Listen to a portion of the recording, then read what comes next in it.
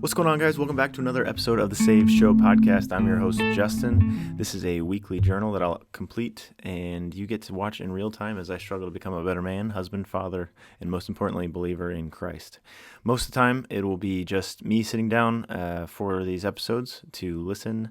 You can check out all my ramblings in the previous episodes. Sometimes, though, I do have guests on. I've been once a month since the summer of 2022. So today's guest is an old buddy of mine from my Marine Corps days. Very glad to have him on, Steve Baxter.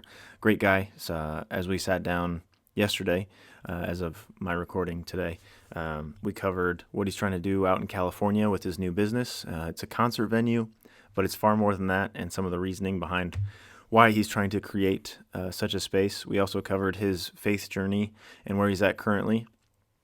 He's not currently a believer in Christianity. He thinks that Christianity is more than likely the right religion as far as everything that's out there. And you won't see me push back on him. I did that deliberately.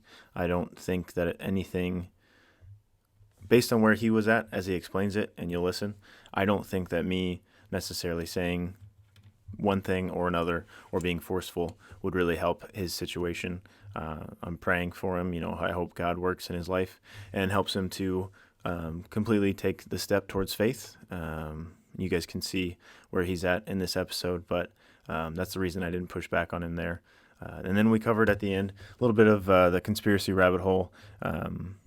I cut us off during the episode. Steve and I can talk for hours, and I know that we covered a lot of topics here, so I think next time what I'd like to do is maybe like a long-form discussion, no limits, not on Zoom. Maybe we record like a Discord call and or do a live stream on Twitch or something like that where we can just talk for hours, and there doesn't have to be a 40-minute time limit like I have on Zoom. So we covered a lot today. This is going to be probably part one with Steve. I'll have him on in the future to have important discussions, maybe picking a topic and trying to stay in one lane. Without further ado, please enjoy this episode with Steve Baxter on The Saved Show. Well, guys, welcome back to another episode of The Saved Show with your host, Justin. I've invited a close buddy of mine, Steven Baxter, onto the show. He was gracious enough to accept. So, Steve, welcome to the show. Thank you, Justin. Thank you for having me. It's good to see you again, virtually, of course, but I'm not going to go back to California, I don't think, if I can help it. It's not worth it. I can say from experience. Yeah.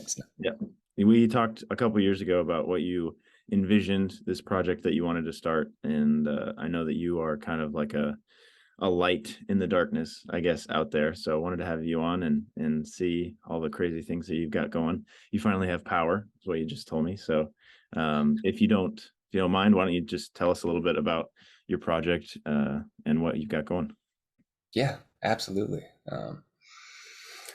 Light in the darkness. Well, as of last week, now we are a light in the darkness.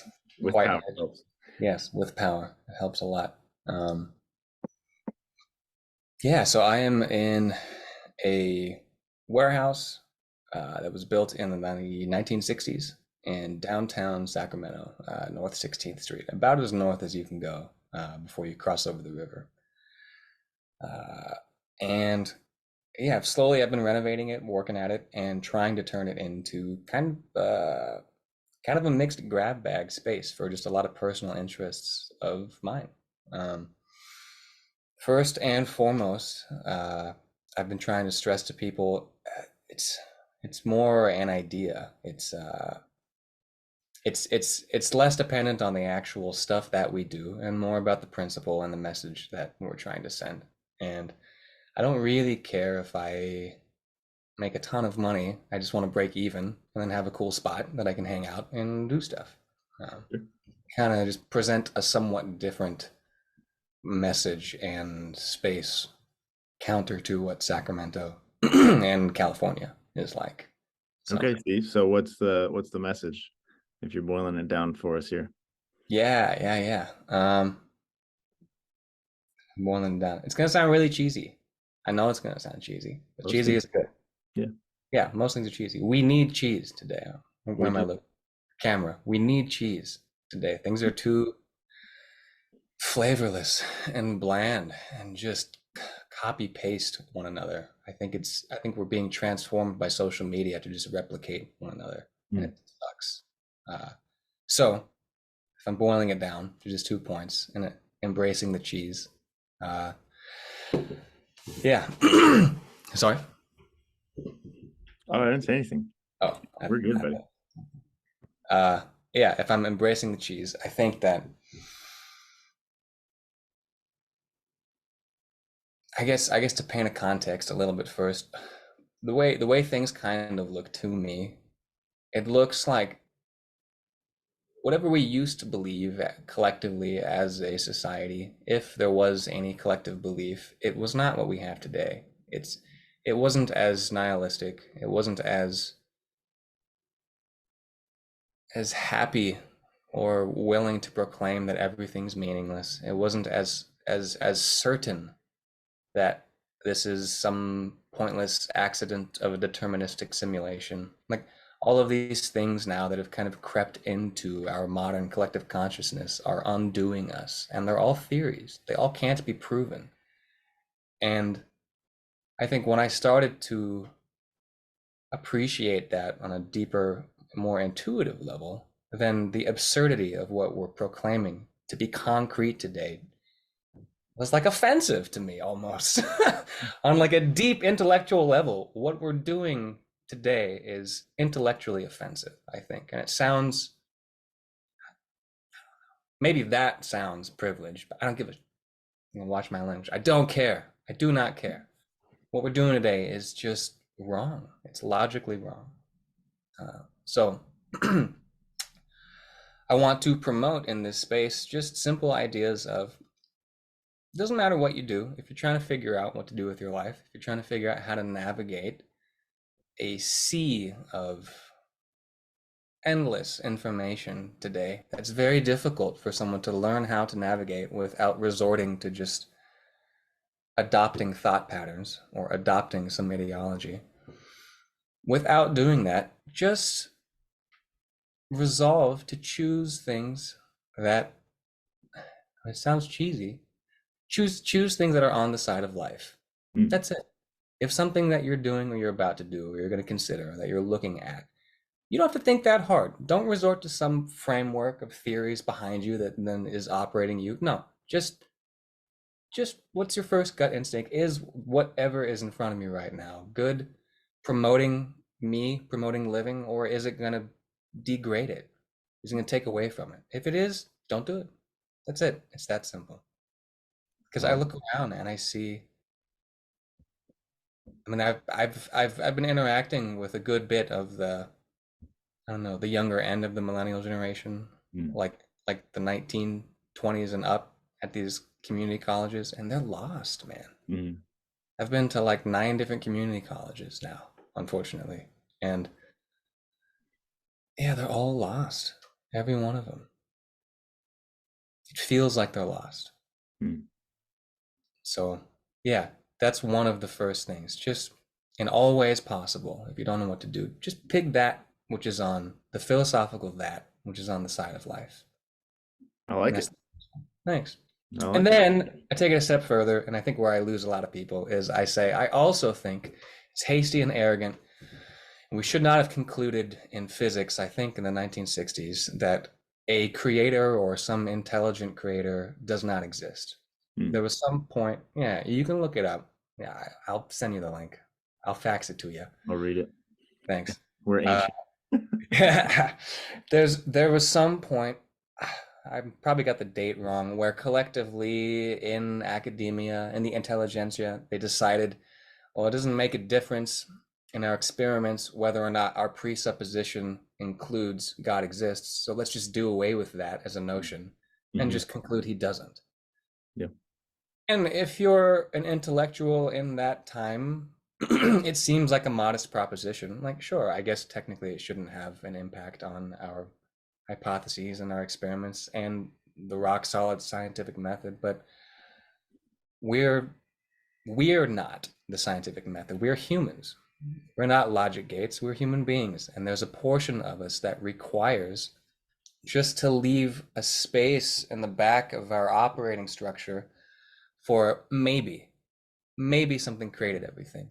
As Mhm. soon as we cement in the idea that nothing is responsible for this and everything is an accident, all you have then is like a limited possibility of what a human being can evolve into. And it's nihilistic and it's self-destructive and Mhm. it believes anything that it wants to without looking or appreciating anything about what natural reality presents to us. So, in all ways, pick that which is on the side of life and Mhm. acknowledge that something, you don't have to know what it is, but something is responsible for all of this. And that should be enough.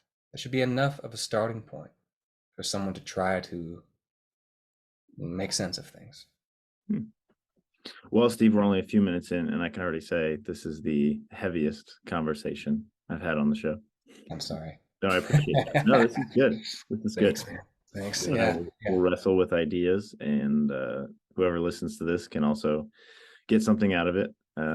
So you've painted with a broad brush. You've Yeah. described what you'd like to do with the project, but in Yeah. concrete terms, what is the woods? So, in more concrete terms, or I guess in the first concrete terms, yeah, the Woods is, I'm calling it a creative campus. Okay. So, anything, any art form, including comedy, I think comedy is an art form, any art form that can be represented or can be facilitated in any sense, in any means in our space, I'm going to try to do it. Mm. So, first off, we're going to start off with a monthly, maybe twice a month, singer-songwriter series. So if you're a local Sacramento musician, songwriter, any genre, just the requirement's just that you wrote the song. Uh, Send us your content, send us something. I'll go out of my way and check you out myself. I'll probably find you actually first because we're not that well known yet. Um, yeah, and we're gonna offer 20 to 30 minute slots, with max of a 4 hour show once a month. Cool. Yeah, we're gonna call that one Lost in the Woods, I think. Nice. Thanks. I Thank like you. it. Good I branding. appreciate it. Thank you. Thank you. Thank you. The second thing we're gonna do is a comedy series. I plugged into someone randomly. There's a lot of cool people in Sacramento. It's an underappreciated city. Just randomly met somebody who runs their own comedy shows. So I'm gonna try to get in touch with them. Yeah, I had some luck in San Jose a couple years back when I kind of did this off the books once before. And we did one or two comedy shows, and it was awesome. It was a hit. It was a huge hit. And comedies needed nowadays because comedians seem to be the only ones allowed to say things now, the only ones allowed to say things. Yeah. So I want to promote more of that at the Okay. space. I like it. Thanks. And then the last one, the third thing that I want to do is more of like an open-ended theological discussion series. So once a month, maybe once every 2 months, because it's going to be hard to find speakers. But I want to get myself and a panel of 2 to 3 other spiritual, theological, religious figures, leaders in the area, even professors of spirituality or world religion, Mm. and dive deep into the unanswerable questions within every faith, within Christianity, within Islam, within Buddhism. I think Catholicism has some set of questions identified that are like the unanswerable questions that Mm. we just have to kind of reason ourselves to the end of and accept that there's a point we can't reason past. That's where I think I want to focus on, just from a personal standpoint. Like, I don't know what your walk has been like, but I remember in junior high and high school having very deep questions, and nobody around me was even willing to entertain them at all. Do No they one knew do how to. they tell you to sit down and shut up, or Oh how did yeah, it go for you personally? 100%. Yeah. Yeah, yeah, 100%. Everywhere, like without fail. So I have to believe that there's more people who would appreciate an open space to say, I think kind of maybe this is the direction I want to look into, but I don't want to have to agree first wholeheartedly proclaim belief in something just to have entrance through the doors first into this church. I want to just have some time. Just let me acquaint myself with it before. Like, I don't like agreements that you have to sign up to up front without knowing what you're getting into, or at least being able to ask questions about what you're Sure. getting into. That And makes that's what, yeah, that's what most of my church experience has felt like. It's been annoying, super annoying. So that was junior high. What's the rest of your And life high like, school, Steve? Are and you high school. in high school? Sorry. So you're going to some churches, they're pushing back when you're asking questions. Yeah. Where did Steve's faith go, or what's your spiritual journey beyond that? Or where do you stand now? However you want to answer that question. It's a big question, Justin. I know, but that's the whole point of the show. That is the whole point of the show. Well, okay, let's say so junior high and high school, throughout all of it, I had the same kind of responses. Like, if you're plugged into a church, you kind of have to just be all about it. There's not really any time for you to, I don't know.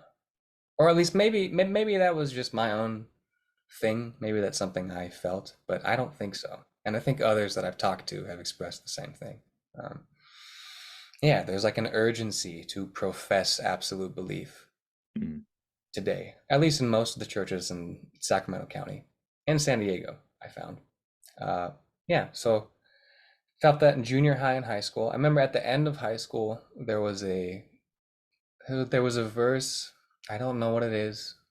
Jesus says something like either be on fire for me or turn away from me, because if not, then I'll vomit you from my mouth violently.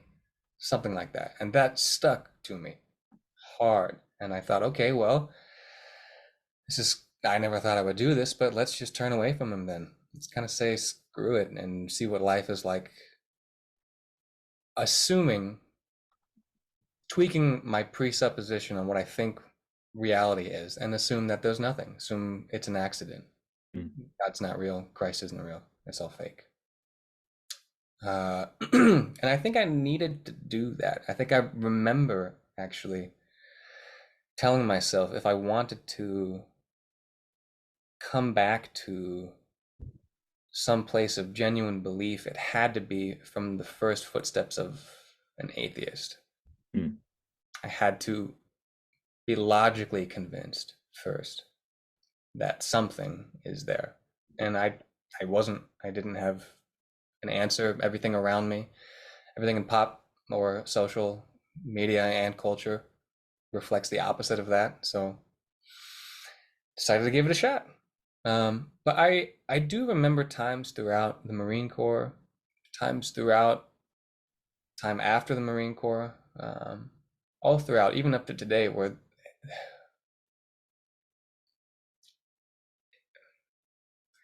I can't quantify it or describe it too much because it won't make sense. But there's times when things felt statistically impossible to have gone in my favor or in my way.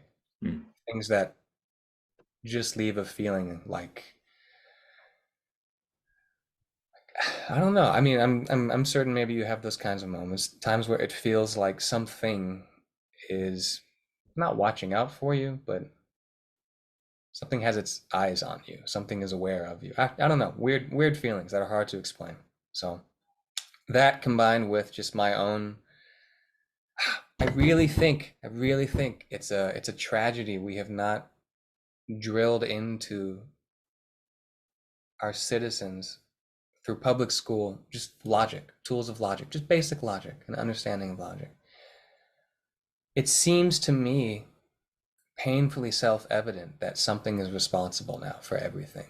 And I have a little proof of a paper that I want to write someday about it or do a video about it. But if we truly empty our minds of any false or any pre-held beliefs and we just try to examine the question of is something responsible for everything from a starting point of maybe nothing preceded everything, maybe that's the starting point, then I don't think we're appreciating I don't know. People try to reduce it to just thermodynamics, but we're not appreciating entropy. Like we're not appreciating we're not appreciating certain laws of the universe enough that should clue us into there being something behind everything. Hmm. It seems obvious to me. It seems like what we know now should be enough logical proof. And I don't want to get into it here because it would take a long time. But You'd be here all day. yeah, we'll be here all day. Yeah. Yeah. But so that's kind of where I'm at now. Um, I'm giving myself the space to say, and again, without diving into it too much, maybe it's a follow-on episode or a paper I will have to write someday. But I do think something now, I think it's an unavoidable fact that something is responsible for everything. And I think it's going to anger some people. I think some world religions are, I think they're rankable, honestly. I think some are less plausible than others. Hmm. It's going to anger some people, but I do That's think some outrank others in terms of plausibility. Like if people are willing to assume today some of the wild things that they're willing to assume, why is it impossible to assume that some creator could have inserted itself into religions, world religions? Yeah, sorry, whoever's listening. I do think they're rankable. Some are just less plausible than others from first principles, if you argue how reality itself must be constructed. Some freaking, whew, that was close. Some just fall out. Like some just, I'm sorry, they can be written off very quick. And then others, I didn't know I you was talking to a bigot, Steve. I'm disappointed. I'm sorry? I didn't know I was talking to a bigot today. You're talking to a, man, you're talking to more than just a You big don't adjust. you don't think men can be women? Get out of here. I do not. I apologize. I do not. Yeah. But I'm willing to have a discussion about that with anyone who wants to. Anyone who wants to come to the woods, let me know. I'll explain. I mean, we could talk about that later today too, I guess. Yeah, but that's good. That's good to say that. Feels good to get that out there now. Yeah. Yeah, I'm Sacramento. sure you keep things bottled up out there a little Yeah. bit more than I need to. No, I don't know. I don't know if anybody needs to. I don't think it's good for Well, people to keep their beliefs bottled up, right. honestly. Yeah. So you are on a journey, you would say? I kind of hate when people say that, but it sounds like you are on a faith journey. You've come to the conclusion that there is a creator, but haven't quite settled on a belief system or a religion itself. No. And I guess now is just the personal aspect of it. Like now it's harder for me to speak to structured arguments. Yeah, so just speaking from experience, I guess, something about Christianity is strangely appealing Mm, or alluring or intriguing, a mix of that. okay. Something about it. And it's been plaguing me as to whether or not it's just because everything in the West culturally kind of takes on this Trinity, Christ, Redeemer, archetypal pattern, maybe. You can see it in a lot of things if you start to see it. And I don't think it's that. I don't think it's just the Western world's coloring of my psychological, I don't know, makeup. Mm, But it's hard to tell.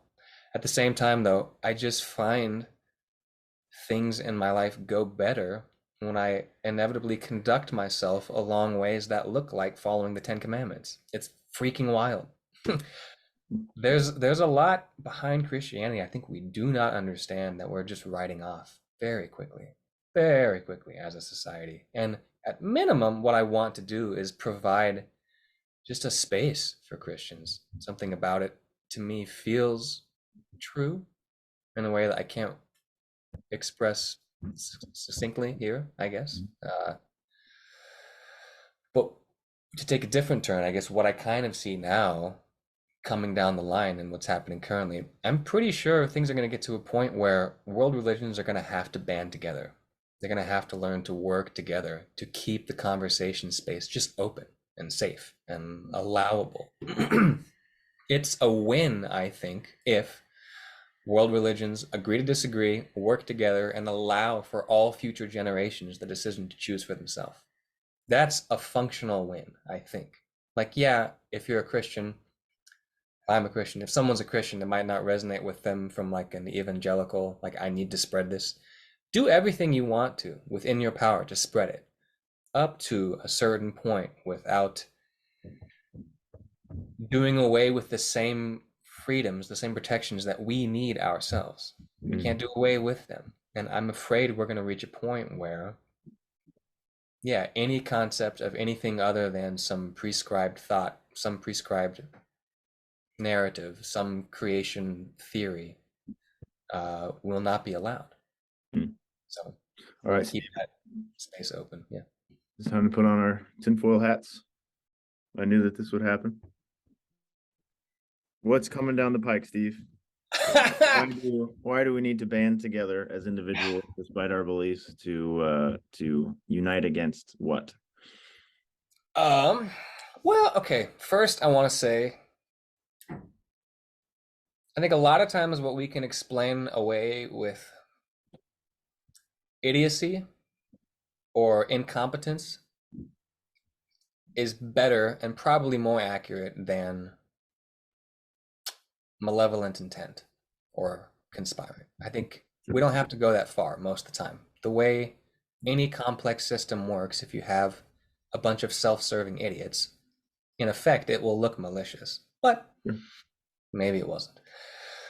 With that said,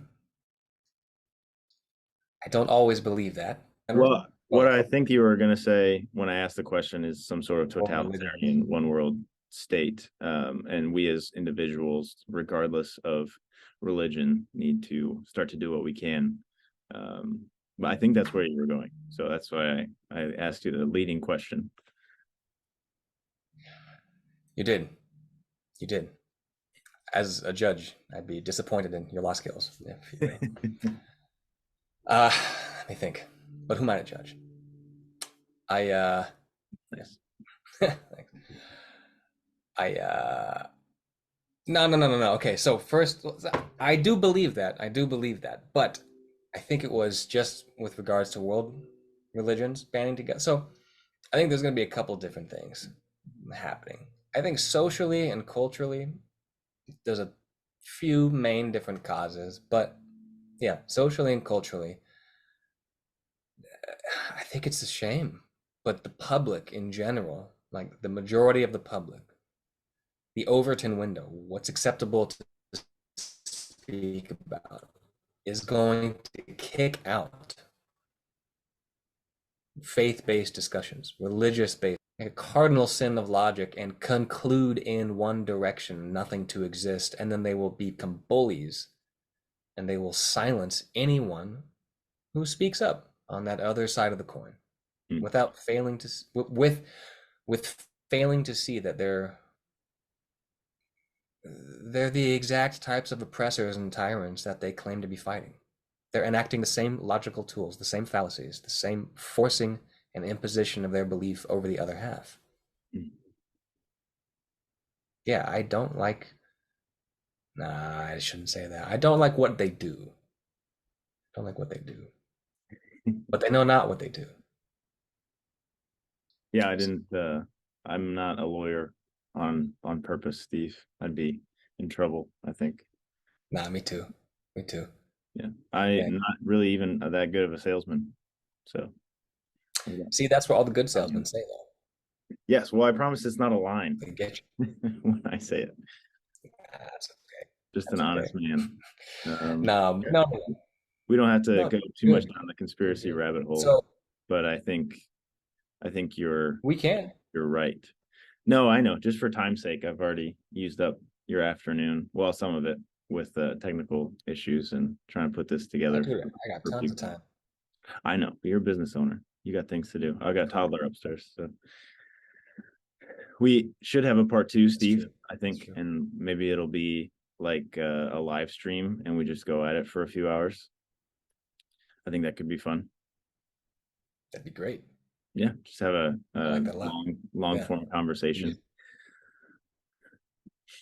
But today I wanted people to know Oh, I'm what. certain. Yeah. There's Oh, go ahead, Steve. I think it's the latency again. You go ahead. No, I was just agreeing with you. Yeah, there's a good there's a good bit more we could talk about. Yeah. Yes, I agree. I agree. Yeah, I don't want to make this too long. I don't want to make it too short. I don't want to cut off conversation. Um, but without going down the conspiracy rabbit hole, now that we've covered your testimony and what you're trying to do, what about your your final message, if you had one, Steve? If right now, at the beginning, I asked you to boil down the point of the woods and what you're seeking to achieve, if you could leave people with one or two thoughts on how to be a better person, or how to, reason through some of the things that you've reasoned through, is what it sounds like. You're on your spiritual journey, is what I called it. I'm not gonna tell you. I don't think it's my place to tell you that Christianity is the best. I will say it, but I don't think that that's necessarily helping the world or making more Christians out there. That's where I sit. If I can be someone you can turn to and lean on and push back against for ideas, and eventually iron sharpens iron, and you throw yourself fully into this Christian thing, then I'm here for you, and I hope you know that. But we've covered a lot, and I just wanted to see if you had any last thoughts for people. Yeah. No, thank you, man. And same. I mean, I don't know if I have anything to offer in terms of what a traditional Christian might have to offer, but I'm willing to try to challenge with some ideas, maybe. Yeah, Sure. I like the talks and the topics. It's rare to find people wanting to talk about these things these days. So the more I I can think do it and find it, the better. Yeah. Well, I think there's Um, less people so wanting to have last the few thoughts. conversation, but people are eager to hear it. Not that this show necessarily has a large audience. I'm very appreciative for the audience that we do have, but I feel like there's big platforms out there, like Jordan B. Peterson's podcast, or Joe Rogan. People want to hear these interesting conversations where people are wrestling over ideas. They don't necessarily agree with the current thing, no Ukraine flags in bios kind of conversations. Yes, yes, yes. No, I agree. No, I like it. And yeah, I do think people want, maybe they don't know that they want, but they want to hear more of this type of stuff. I think people are craving it. Um, yeah. Psychologists, Jonathan Haidt, amongst a few others, agree there's a God-shaped hole and deep embedded in the psyche of every one of us. It's a song. Yeah, yeah. But it's true. There's a part of us that functions, that needs a little chip that runs off of belief that is reserved for God, but we will, or some creator, some place where something takes the ultimate level of importance and the ultimate judge and the ultimate thing against which everything is weighed. Whatever we insert in that spot, like a computer program, will determine the type of person we become and the type of lives that we lead. We need to all be very, very careful what we consume and what we choose, and how we are living our lives these days. I think we're being sold lies that anything is fine, that anything is good, that you can do whatever you want and that's what you should do. That's a lie that we're being fed. I think if there were some last thoughts, what I would have wanted to hear when I was a kid, like a young kid, is, yeah, go unashamedly after the things that interest you and learn how to fight. No one will fight for you. The most plugged in type of existence you could have, where you are fully in the driver's seat, you're the only one who will make sure that the things you want, the dreams you have, the wishes that you hold will come true. Learn to fight. And Yeah, be careful what you believe. Really observe what you believe these days. It's getting hard to break through. I find with younger generations, the amount of noise and chaff and false beliefs that they deeply hold now. It's becoming increasingly difficult to communicate with the younger generations. Just be careful what you believe. They have a larger impact on everything in your life than you could imagine. Wow. I know I already said it, but this is one of the deeper and more, intelligent conversations I've had with somebody. So I appreciate that, Steve. Hey, you're one of the deeper and more intelligent people that I know. So right back at you. I don't know how to articulate it as well as you, but we'll get there. You do. You do. You're being nice. We've got that Midwest charm. Somehow people understand what I'm trying to say. Oh, I understand it loud and clear. Fair enough. Thanks, man. Well, Thank you. Thank you. yeah, I want to have you back on. We'll do a part 2. Like I said, it could be a live stream where it's just Steve and Justin conspiracy hour or something like that. Oh, I would love that. And whenever I get my own started, Yep. maybe you'd be my first guest. Sure, of course. I want to help you out, man. Thanks, I like man. what you're doing. Thank you. Same with you. Thank you. Yeah, you actually impacted me greatly over the summer this year. Not a whole lot of consistency on my end with this project for a while after my daughter was born, but I think you told me to keep it up. You like my brand, or you believe in the brand that we're making here. So I appreciate that. I do, man. Seriously. Thank you. I wouldn't blow smoke up your Rear end. language. Yes, sir. Yeah. Yeah. No, dude. I'm very deeply, makes me happy on a deep level to see what you're doing. So Thanks, man. keep doing. Yeah. I will. We'll be here. I don't know if you noticed, but the iPhone now has a saluting emoji. So That's perfect. what I've been using for everything. I should not have done that. I can't believe I just did that. Okay. Well, all right. Well, thanks, man. We'll have you back on. Yes, sir. Thank you very much. And with that, our first episode with Steve has come to a close. I hope you enjoyed it. Hopefully the conversation is meaningful and entertaining. I think listening to different opinions, and certainly someone who's as intelligent and well thought as Steve, definitely brings different perspective and enlightens my day to listen to that on other podcasts. So I hope it's the same here. Definitely the most intellectual conversations can be had with Steve.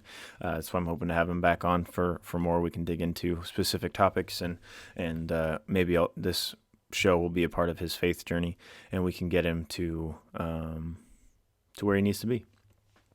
With that said, the episode's drawing to a close. If you want to support us, follow on Instagram, share this with your friends. I think this is going to be a great episode, but I can only get people to listen to it if you share it. So that's word of mouth or on socials. Another way to support the show, I'm wearing the new Not Eager, Forever Willing crew neck sweatshirt. You can check that out in the Christmas collection on the saved.store. I'll put a link in the episode description. But that's it. Word of mouth, Instagram, supporting the show, grabbing some merch, all avenues to help us grow this project. And it's nothing that I'm doing here or anything that a guest comes on that can do, but through us, I pray that God works and makes a difference in at least one person's life. So the merch is great conversation starters as we head into the Christmas season. So awkward family dinners can be had, and you can start the conversation and trend it towards a more faith-based conversation, which I think would be great. More people need that in their life. So that's it from me. God bless you. God loves you. God loves me. And please don't forget that you were saved through Christ.